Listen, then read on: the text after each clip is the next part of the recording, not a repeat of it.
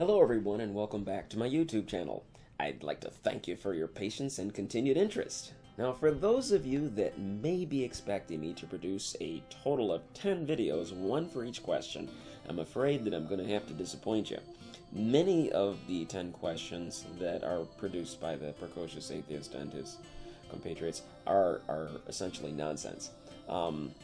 Some of them are worth addressing, and I will be addressing them, but some of them, from a logical standpoint, are nonsense. This video will be the second in the series. In total, there will only be 3 or 4 at the most. Today, what we're going to do is ignore the Precocious Atheist video altogether and address the concept of arguments and logic, and take a look at the purpose of logic in assessing the strength or weaknesses of a particular argument. And we'll also take a look at the concept of fallacious arguments or invalid arguments. Now, in order to evaluate any argument, it is helpful and necessary to understand the definition of 2 words that are components to any argument. The words you need to have a working knowledge of are premises and conclusion. Very briefly, your conclusion is the statement that you are asserting. Your conclusion is what you're arguing about. It's what you're attempting to prove. That's your conclusion. The premises, or premise if there's only one, is the evidences or evidence that you are using to prove your conclusion. Now, look at the picture. You see a rock, which represents your premises, and the conclusion sitting on the rock. Think of the word premises. Think about policemen saying, "Leave the premises." That means get out of this place. The premises are a place. And when you're talking about an argument, the premises are the support. That's the floor upon which your conclusion is sitting. So you're making a statement that you believe is true, or you're trying to convince other people is true. The premises are the evidences or the proof that you are using to support your conclusion. It's your evidence. Okay? You can't say it enough.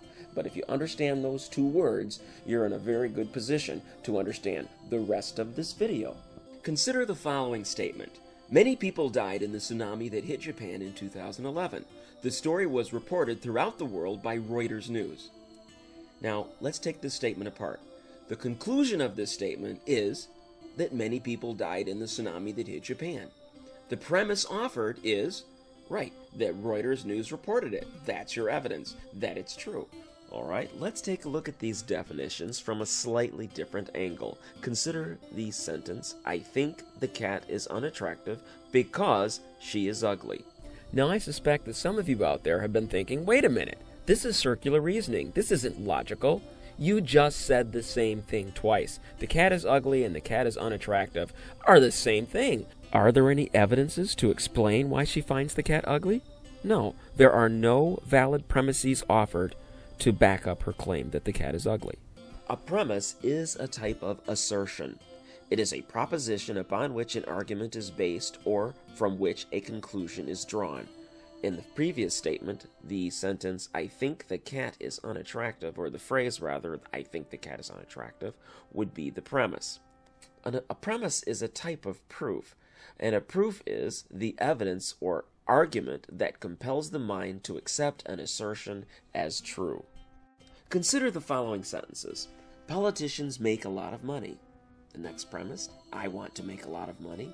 And the conclusion, I should become a politician. Now, do these phrases make sense? Do the premises support the conclusion? What do the following 4 sentences have in common? How would you categorize them? 1. Shakespeare wrote the play Hamlet. 2. Abraham Lincoln was assassinated by John Wilkes Booth. 3. There is such a thing as a human soul. And 4. Excessive marijuana usage shrinks the brain over time.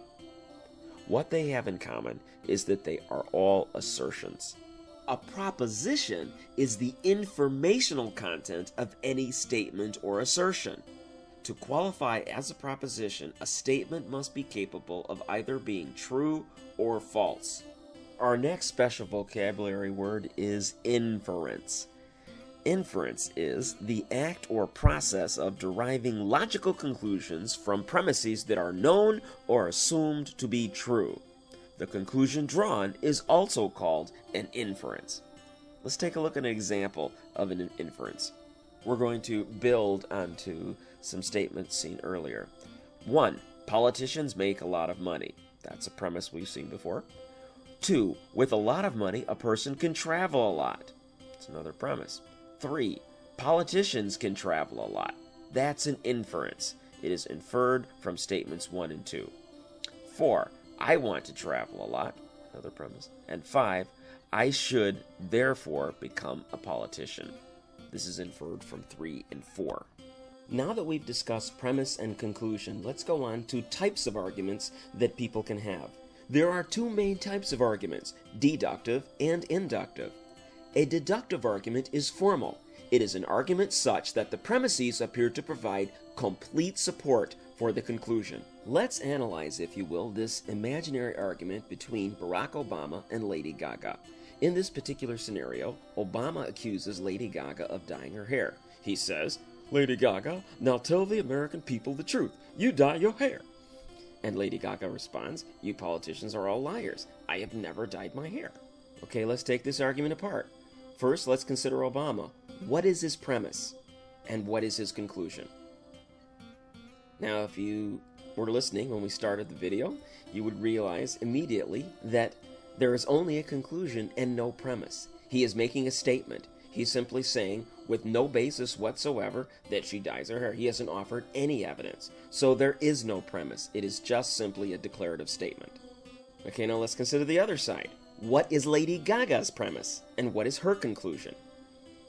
You probably got that one right away. Her premise is that politicians are all liars. That's the proof that she offers for her conclusion, which is she has never dyed her hair.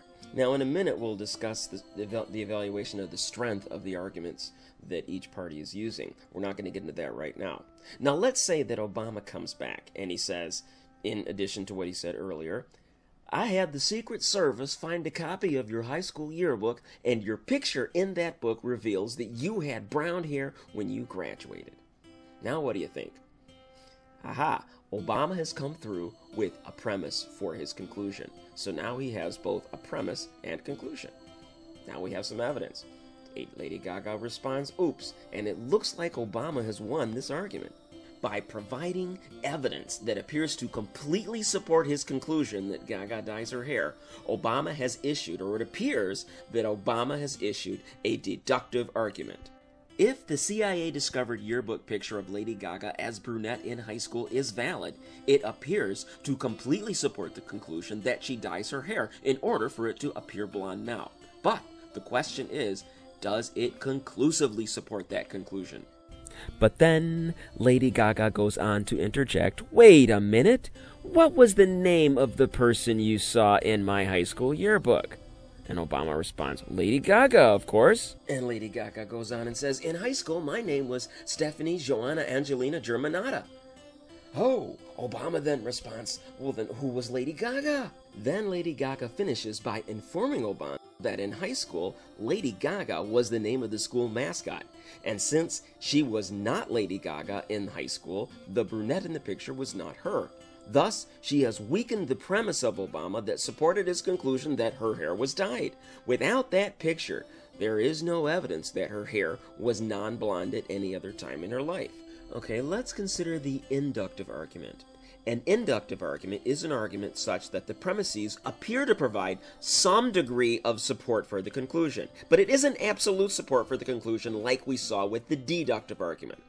If the premises actually provide the required degree of support for the conclusion, then the argument is considered a good one. Consider the following statement.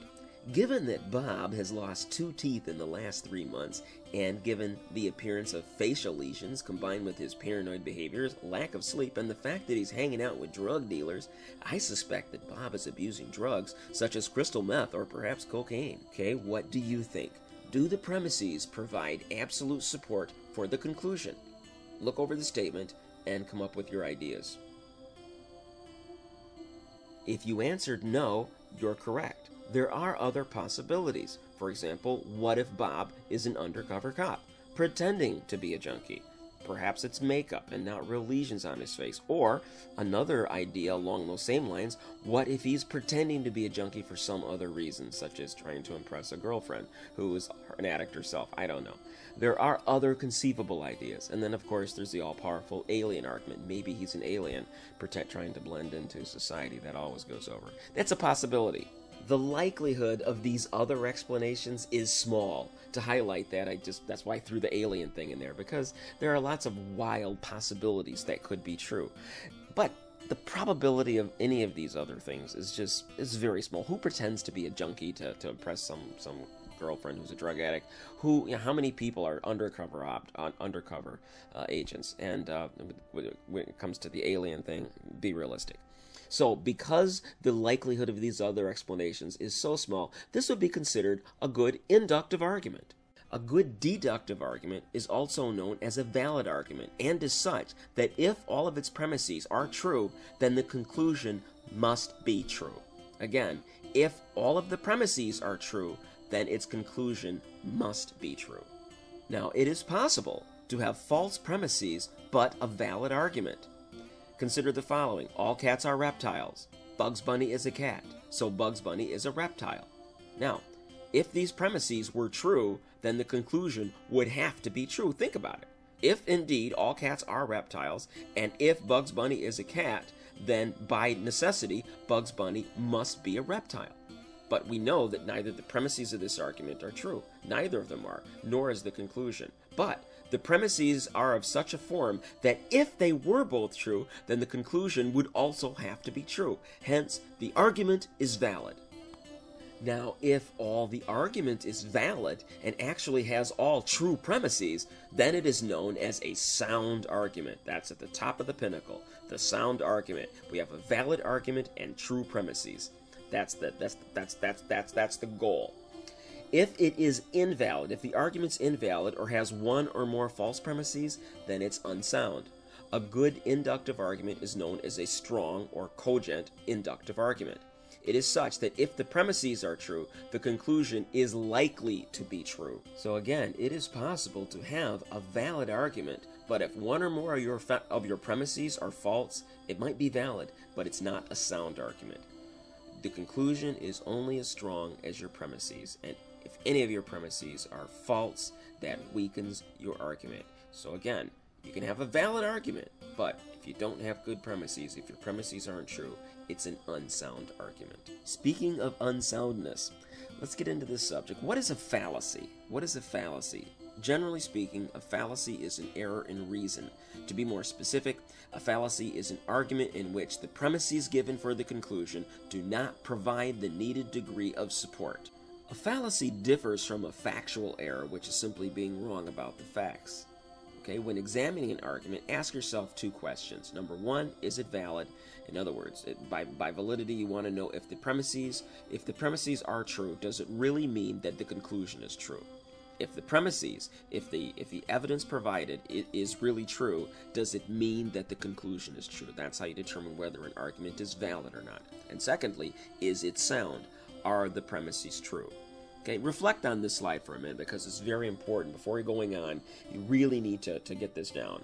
Is it valid? What do you mean by valid?